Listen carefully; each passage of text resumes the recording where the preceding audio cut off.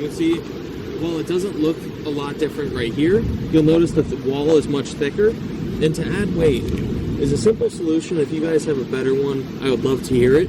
I put in it two like slotted channels or like holes in there, and there are 8 half-inch ball bearings in there. So it's got a little bit of weight.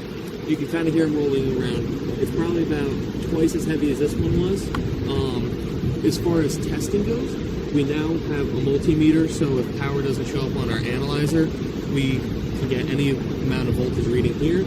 I can also set it up, and then we can get a wattage reading or our own calculation for amperage, and then calculate it ourselves. Motor is the same, the base is the same. Nothing else with this impeller or propeller, however you want to label it, has changed other than the thickness of the ring and the weight by adding in those bearings. The way I did this is I made those cuts in there, as I said. I was printing, I paused at a layer, and I dropped in those ball bearings and finished the print, so now it's all the way up.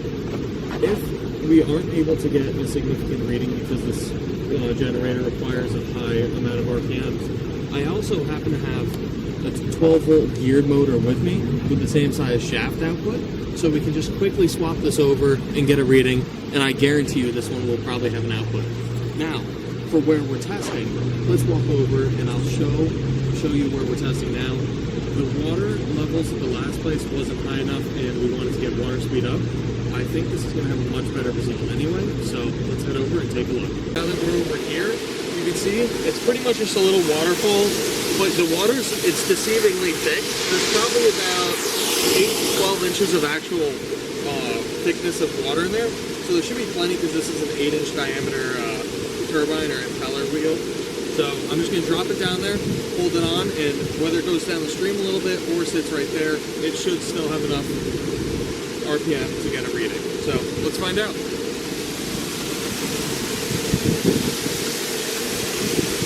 Okay, let's make sure it spins.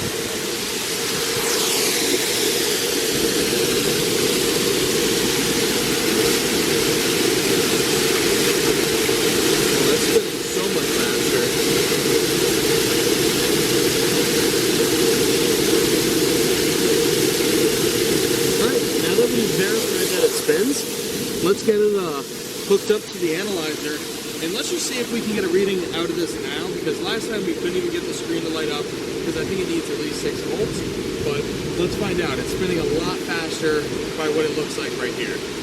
Now we have it hooked up to the analyzer. There's no load on this side, so this is going to be a voltage only reading, but if it lights up the screen, well, it's already doing better than the last video, so I'll hand this to you. I guess I'll just kick this over. Oh.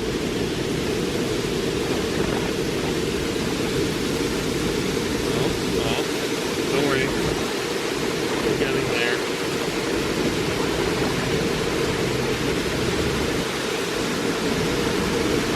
Technical difficulties. Okay. Now we will kick this right up. Okay, we're gonna pause it and untangle these wires. It wasn't tangled, it just looked tangled the second time.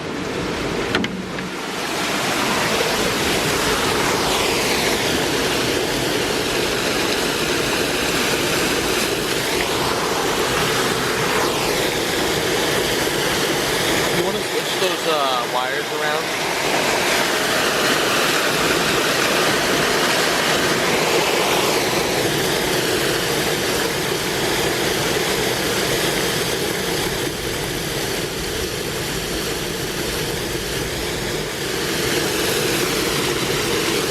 I'd be surprised if there was no reading on this one.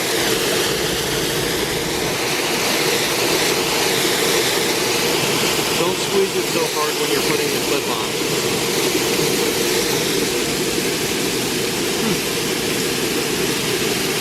Okay, well, I guess let's try the multimeter, because there's not enough RPMs, or this is the one that got wet and it just doesn't work anymore. Alright, we now have the multimeter hooked up, so we should be able to see at least some sort of reading from this. Let's put it in there and see how it does. We got short ports again. And even if it's backwards, it should just show a negative value.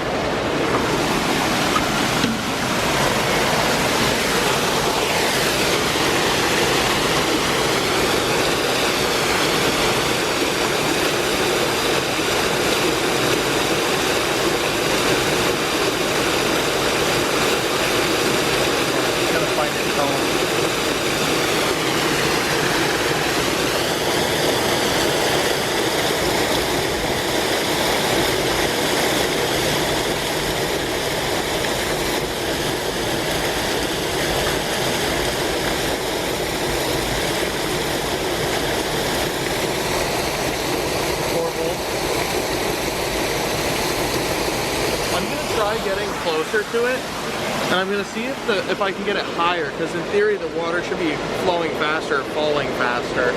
So I guess I'm just gonna kind of lay down here a little bit and try not to go in.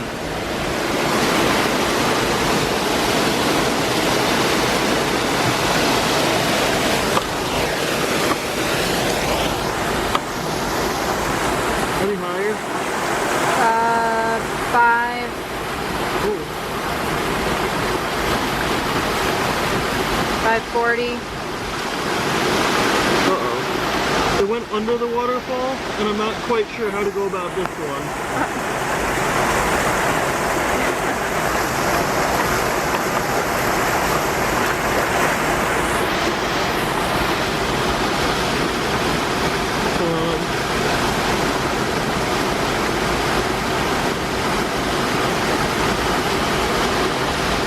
Five.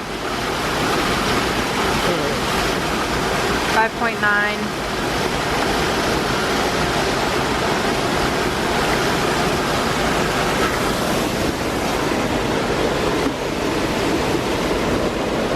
Alright, so what I'm thinking here is, well, you guys were right for starters. And this spot seems like it has pretty good potential for testing this and future revisions of other projects.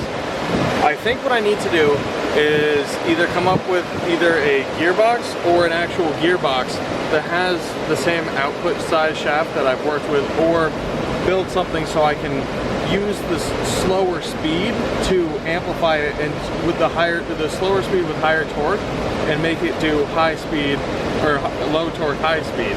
I think I can do that here and a couple of the other spots. I mean, everywhere else is dry, and you can see this spot has plenty of water, and normally the water is actually flowing all the way over there.